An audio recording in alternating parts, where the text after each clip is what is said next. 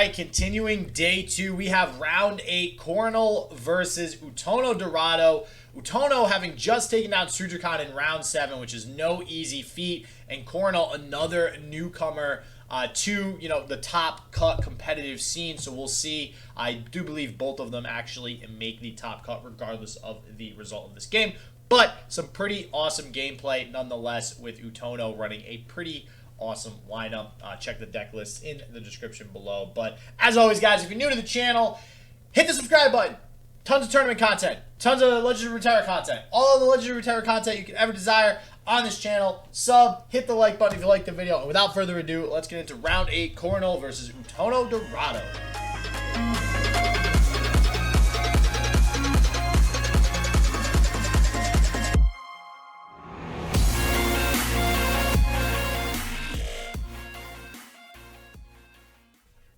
What do you think is the best 1-cost spell in the game right now? I see. What do you pulled up a list of all the 1-cost spells? Yeah. Well, yeah, because my first instinct is to say Ravenous Flock, but I'm curious if there is something that I'm just forgetting that would be better. Or you know what? Let's add. No, we're gonna stay with 1, because I feel like then if we add 0, I feel like you start arguing like Thermo Beam with a lot of stuff. Yeah, I mean I'm inclined to say either Ravenous Flock or Ranger's Resolve. Okay, so I'm inclined to say Ranger's Resolve, followed very closely by Elixir of Iron, actually, and then Ravenous Flock. I mean, Ravenous Flock is incredible. I don't know. So Ranger's Resolve, I think, is busted because you can save like 5 units in 1 turn with 1 mana. But I really like Elixir of Iron. Like, I think that card, just having to play around it, like, as Outono's opponent, you always have to be concerned that any one of your plays that you do, as far as like removing something or a combat or anything, you have to worry about Elixir, and it just puts so much additional like strain on your choices and your decisions in the game. Yeah, but I also like Ass Blasting your 4-drop to Kingdom Come with a 1-mana spell. Yeah, yeah, all right. that is a good point. Getting 4 damage for 1 mana seems pretty OP as well. Like, sure, Dodging's removal is cool, but when you pay 5 mana for a card and then I blow it out of the water for 1 mana. All right, I gotta agree, that does feel pretty good. Yeah, especially if it's like, let's say a Garen takes like 1 damage. And then you play a Ravenous Flock on it. That feels pretty amazing stuff. And then I Rangers Resolve it. Ooh, we're getting the blowouts here. Right? All right, so this is the Golden Narwhal. This is where I kind of like this card, where you do have this 2-mana elusive, and now your opponent doesn't have anything immediately on board that can kill it. And even if he does play a Petty Officer, I mean, you're still 1-for-1ing on a mana-efficient trade, my 2-drop for your 3-drop.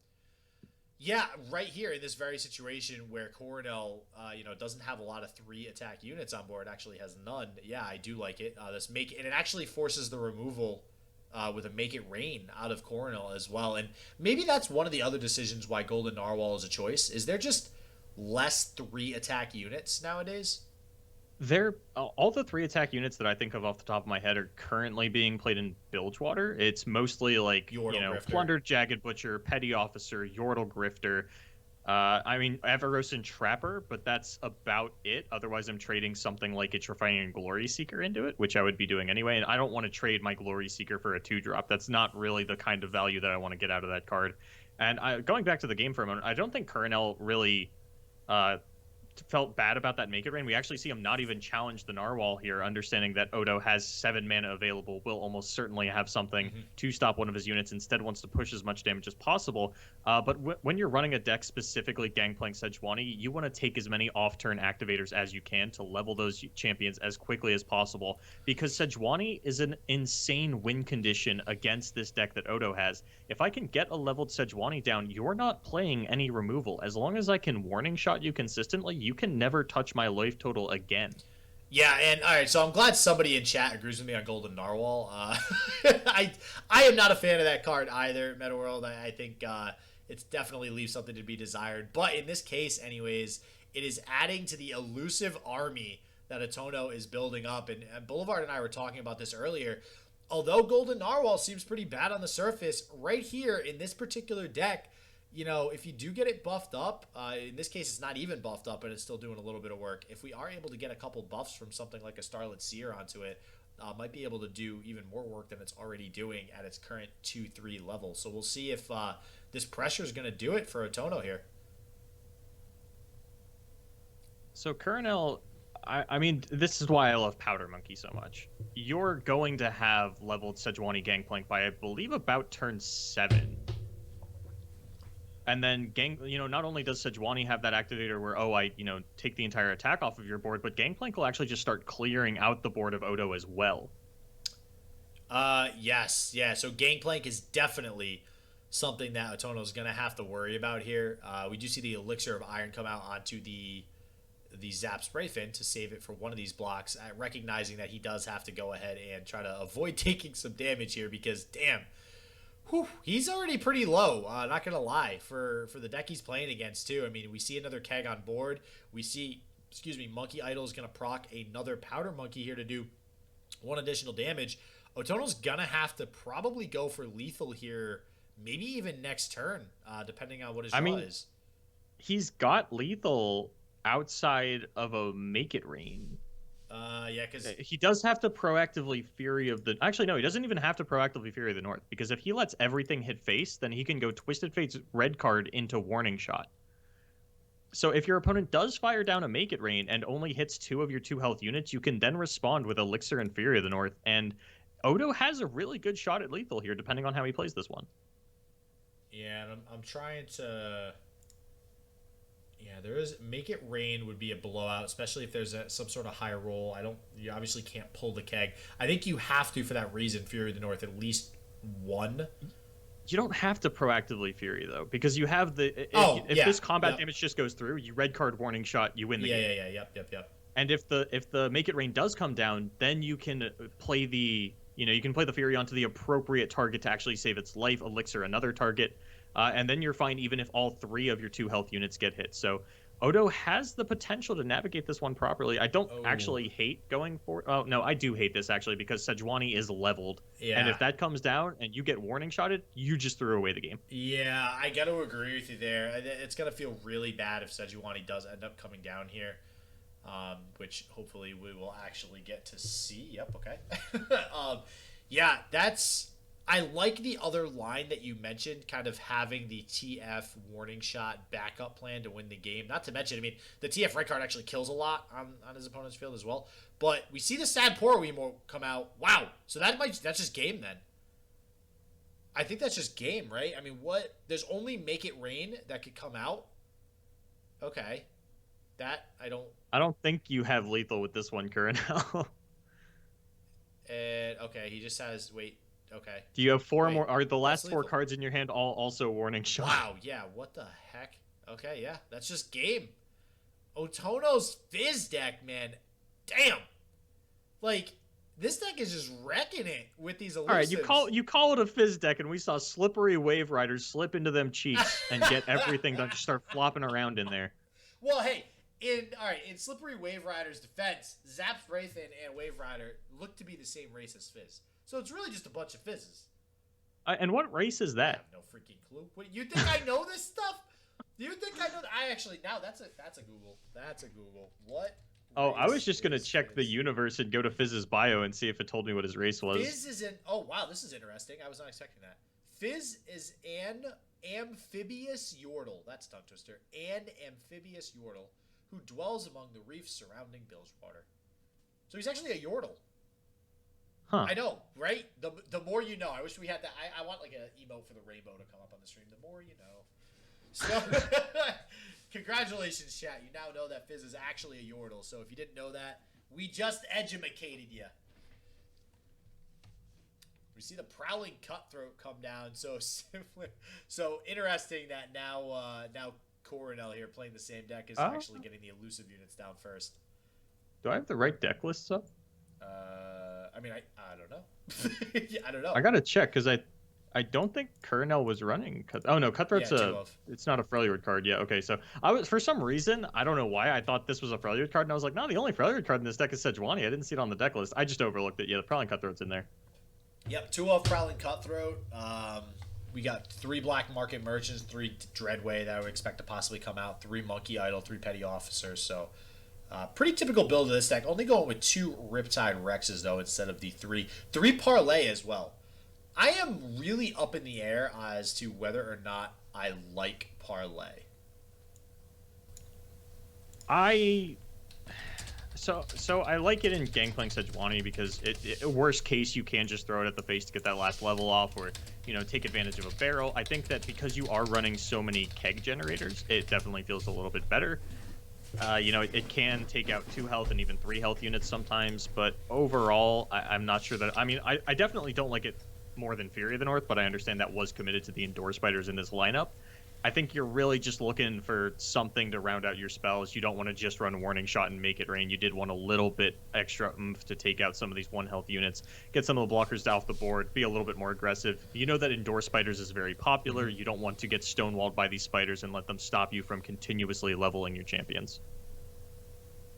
Yeah, and we do see the attack here from the Prowling Cutthroat. Going to get deaths handed pretty quickly here, pretty swiftly by Outono.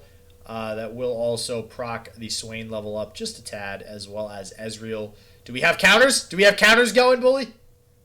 Yeah, we got counters. That is See, give me a head start here. Actually, wait. All right, so now I have a question, because you said you were joking earlier and said Boulevard, and now I am inclined to call you Bully, but I don't know if I mean, is that cool? Are we okay with that? I don't want you to just call me bully. I will bully people, and then you can do it. But until then, I have done a bit of bullying this weekend.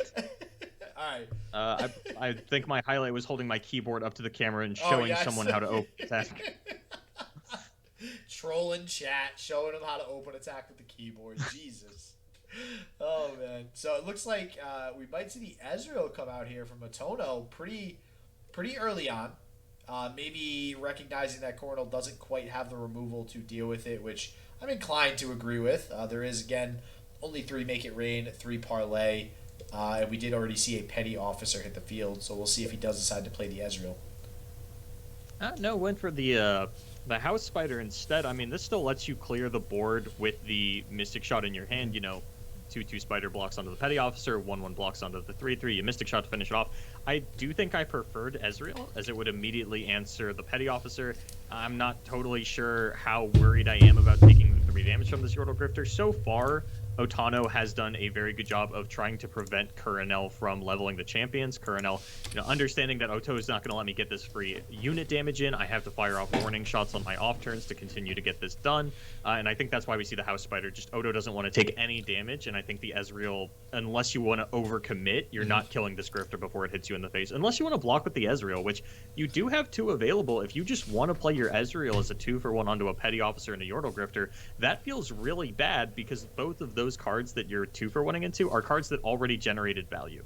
Yeah, and it's interesting that you mentioned that sort of strategy right now, because we can see that they are both completely polar opposite strategies that we're going for. I mean, Corenel, having played that Warning Shot previously, just going all in on kind of leveling up the Sejuani, leveling up the Gangplank, trying to be as aggressive as possible, and going for the Death's Hand here on the Sejuani. Why are we thinking he's playing the Death's Hand like that? To play the best 1-drop spell in the game of Ravenous Flock. Okay, yep. We do have a Ravenous Flock here on the hand of Outono, and yep, this is exactly what we were talking about earlier, is why this is broken.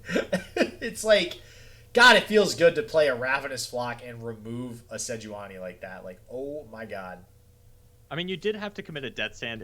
Ravenous Flock isn't like the most efficient thing in the world unless you're getting free damage in with things like House. Like, House Spider makes Ravenous Flock feel insane. Yeah.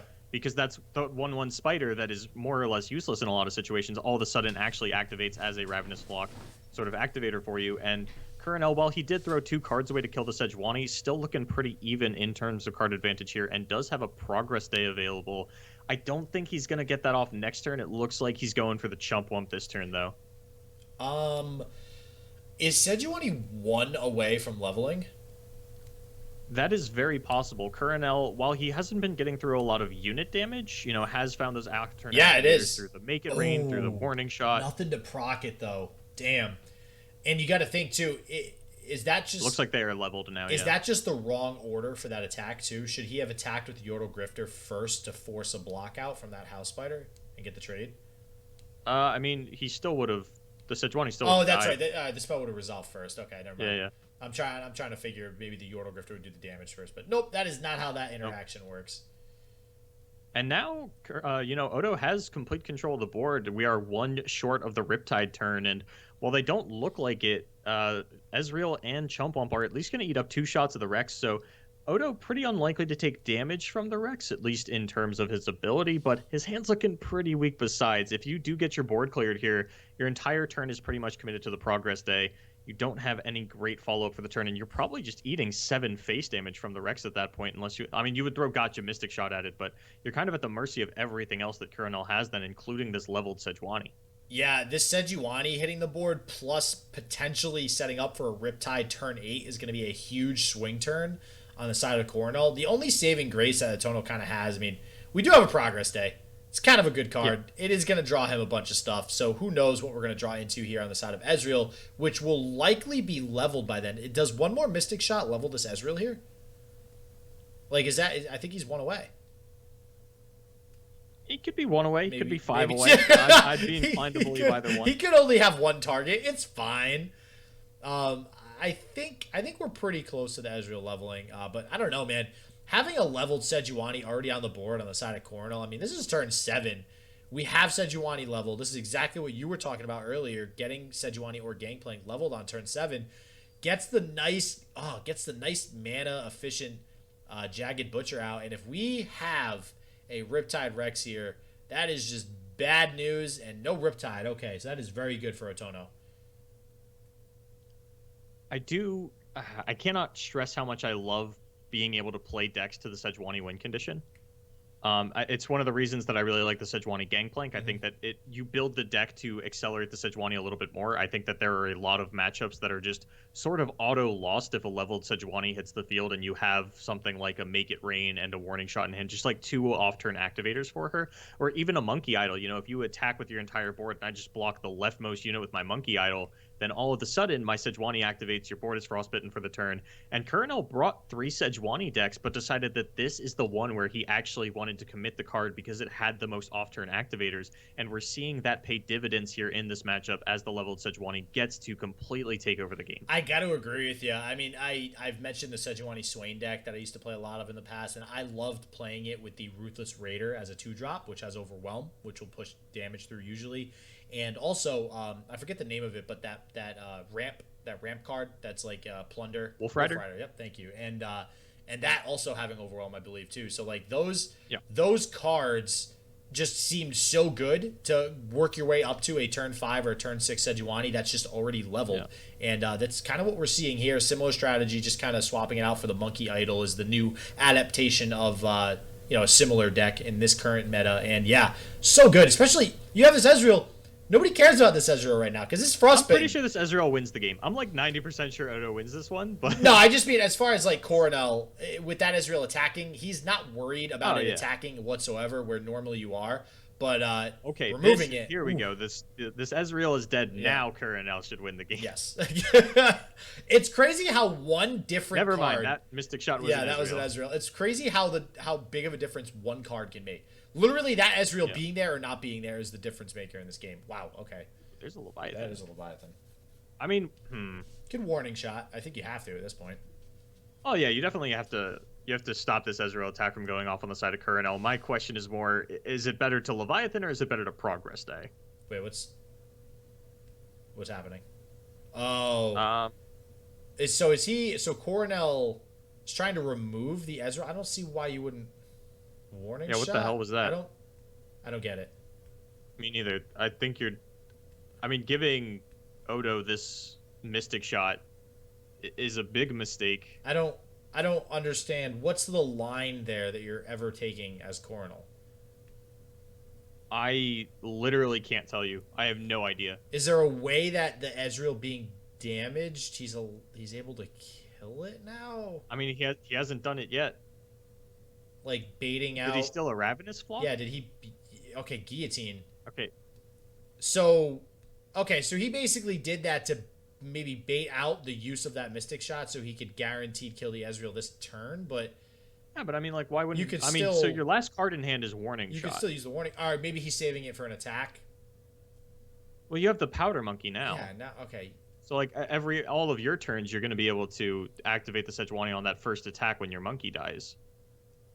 Or maybe, okay, so maybe he's not even going to use it. Maybe he wants to hold that in his back pocket for potentially another Ezreal or something similar. Because, I mean, we see there's a Leviathan. So actually, frostbiting that Leviathan is a pretty big deal as well. But, I mean, he's still not going to be able to kill the Leviathan, so it's not a huge deal. Yeah, that's weird. It's a little weird. I mean, he would have taken a little bit less damage. We'll see if it ends up hurting him here, depending on what Outono's next draw is. That's probably not going to do it. Something to kill the Sejuani as well. Like, you have nothing to stop the Leviathan Swain combo. You took an extra 4 damage from letting the Ezreal hit you. You are still opening yourself to a potential Riptide Rex top deck on your off turn, because it can be very difficult to actually get the Powder Monkey to die on your off turn. Generally, your opponent isn't inclined to attack into that, especially if you have the leveled Sejuani. So, like, if they just go for an open pass, you know, the monkey idol or the Powder Monkey doesn't actually die until the end of the turn. You don't have a chance to use it as an activator for the Riptide Rex. Can I just say, Powder Monkey is one of the reasons I love this game. This card is being played. I remember when it was first released, everybody thought it was garbage. It's doing work in decks like this right now, especially since the buff to 5 well, health. Okay, I was about to say, hold on, it was garbage. Yeah, I mean the buff made it, you know, substantially better, but still, getting 3 monkeys instead of 2 was a massive thing. I always hate when people are like, oh, like a card will get buffed and then it starts to see a lot of play and people are like, oh, I've been on this for weeks, and I'm like, that's crazy because it was bad for weeks. I have no idea why you were playing it. No, it was definitely bad to start. Bad to start, good now. Still pretty cool to see a fun sort of card like that in the game doing well. And yeah, I got to agree with you, right? There's no way to stop this Leviathan Swain combo. I mean, we don't know what that last card in Corenel's hand is right now. And saving that warning shot, I don't know if that helped him or not. It means he won't take any damage next turn, Yeah. which is very relevant because, you know, he is so low on life. His Sejuani's going to get stunned. You will have the Powder Monkey and the Black Market Merchant, which means you won't actually have any blockers available for the Swain. So it is very important that you still have this warning shot right now. Yeah, and Outono crucially cannot kill the Sejuani being at 6 mana with this Thermo Beam. He would have to open up with the Thermo Beam next turn, but that's not going to help him because the warning shot can just be played in response. So this is a really tough spot for both players, but I do think Corenel might be able to take this home due to this warning shot. I mean, it depends on what comes off this progress day, right? Because Corenel is going to... So, the problem is, if Odo just passes next turn, doesn't even attack, and then we go back into Corenel's attack turn, Corenel's going to be at 1 at the start of that turn. Yeah, he just needs... Outono literally just needs one sort of burn. He needs something like a Mystic Shot or literally anything that does damage, and he's good to go. That is more draw. He's almost definitely going to... Oh, wait. There's a mushroom. Oh, wow! That's such an anticlimactic end is the mushroom. I was excited to see what Odo actually finds off of this progress day, off of this rummage. Even finds another mushroom. Can he find something off this Zap Spray Fin to kill the Leviathan, though? The mushrooms are actually stunning the whole field, too. Now he actually can't block with anything either.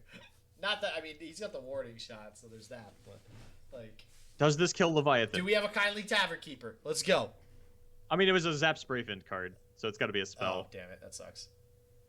That costs 3 or less. Parlay to the face. Will at least frostbite the field. A little off of lethal, though, and ending this turn is gonna do it. Wow, that was... Yeah, you nailed it there. Anticlimactic is the word, and that is exactly what that was. That was pretty tense up until the last minute, and then the shroom happened and surprised us all, and that's just game. Death by shroom. Death by shroom. Damn, man. Yep, dude. Outono, I love Outono's dances today. I gotta say, they're pretty. He is a happy human being today. Good for him. So, wow. Well, Outono advancing definitely to the top 16. Good to see. Yeah.